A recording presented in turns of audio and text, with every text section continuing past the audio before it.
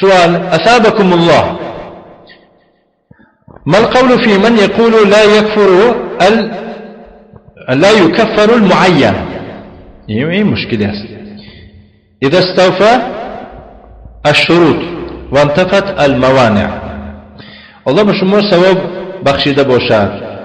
یعنی چی گپ است درباره، یعنی که چی حکم است درباره اون کسی که میگوید که یک کس معین کافر گفتن نمی شود گرچنده که شرطای کافر شدنش همش باشن و یگون جای مانع نیست، یگون سبب نیست که گوییم که یعنی همین سبب معنی است او رو کافر گفتن.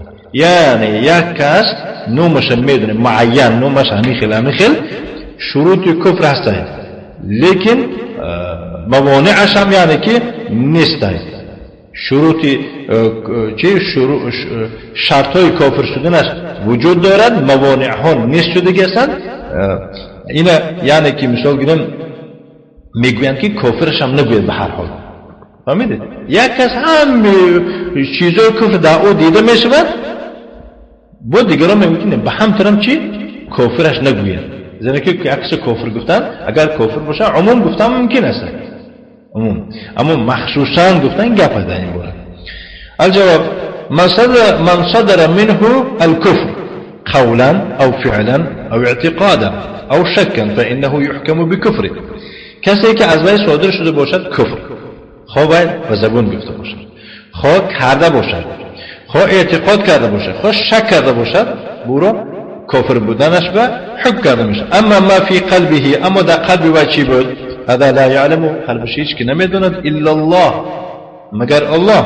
نحن ما وکلنا بالقلوب، یعنی ما را سپارش داده شدگی نیست به قلب ها که قلبش هم خبر گیرید. میشه یک از پیغمبر حقارت کرده، الله را حقارت میکنه، نعوذ بالله، دشنام میدهد. بعد چیکار میکنیم؟ با میگیم که برادر تو ادرنگو شدی هم زبونت ممکن کار نمیفهمه از زبونم گوشتم. تمام سرش میتونم حقارت میگردن، کوچه به کوچه الله را حقارت میگردن. نه این حکمت چی؟ کافر میشه. یگون جان نیست که یک صدایی میگم که تو این ادرن دلت گوشت یا باید گفت که ادرن دل نه کافر شدی. باید گفت که نه هم تو زبون هم تو معقولم هم تو گوشتم گرسن کارت چی؟ نه بعد هیچ ممکن نیست. فهمیده؟ اما ما في قلبه هذا لا يعلمه الا الله. نحن ما وكلنا بالقلوب انما نحن موكلون بالظاهر. ما را سپارش داده شده است به ظاهر، بیرونیش. چیکار کرده؟ یک کس میاد در پیش بود سجده میکنه، نزد هیکل لنین اند چیکار میکنه؟ سرش در پیش پای لنین میمونه. ما دیده ایستاده.